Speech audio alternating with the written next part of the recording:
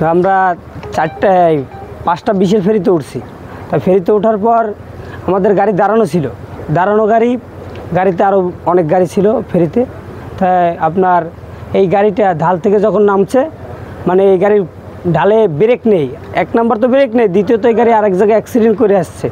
তারপরে এই গাড়ি ঢাল থেকে নামার সময় আপনার যখনই ওইখান থেকে নামা ধরছে, ওর গাড়ির গতি আরও বেড়ে গেছে।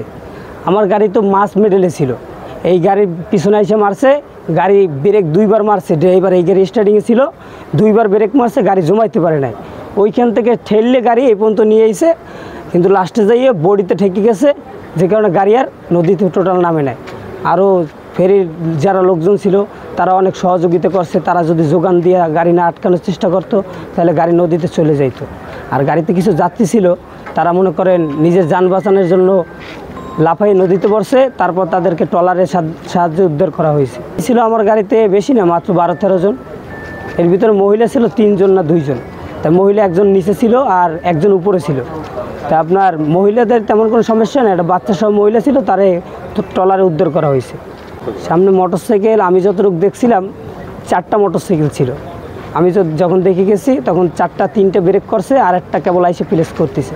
আমি এই দেখিয়া 2 গাড়ির মাঝখানে এসে দাঁড়াইছি, মানে আমার গাড়ির পিছন দিকটা আমি দাঁড়াইছি, ওর গতি দেখে আমি লাফ দিয়ে ওই পাশে পড়ে গেছি, নাইলে আমি 2 গাড়ির মেডেলে চলে যাইতাম। আমার গাড়িটা মাঝখানে দিতে বলছিল, আমি এই পাশে নিয়ে এলাম, বাসটা গাংমারিতে থাকবো, গাংমারিতে 2টা বাস থাকবো, এই জন্য আমাদের গাড়ি পাশা ছিল। এই বাসের সামনে মোটরসাইকেল ছিল 3টা, আরেকটা নিয়ে এনে লাগছে 4টা। ওই পাশে আবার অটো ছিল, লোকজন মেলা লোকজন ছিল, মারির লগে লোকজন সব নিচে পড়ে গেছে নদীতে পড়ে যাওয়ার পরে ট্রলারে সব মানুষের উদ্ধার করে নিয়ে যাইতেছে। তারপর আমরা তো চিল্লাইতেছি, লোকজন চিল্লানোর পরে তারপরে দেখি আবার মারছে, এটা 2বার মারছে, একবার আগে দেওয়ার পরে আবার সামনের থেকে ধাক্কা দিয়ে আরও ঘটনা বেশি খারাপ হয়ে গেছে। আমি ভান্ডারির থেকে যাইতেছি, এখন খুলনা যাব। অসুবিধা মানে আমাদের এখন তো মনে করেন কয় ঘন্টা বাদে যাই খুলনা, এটা তো বলা যাইতেছে না।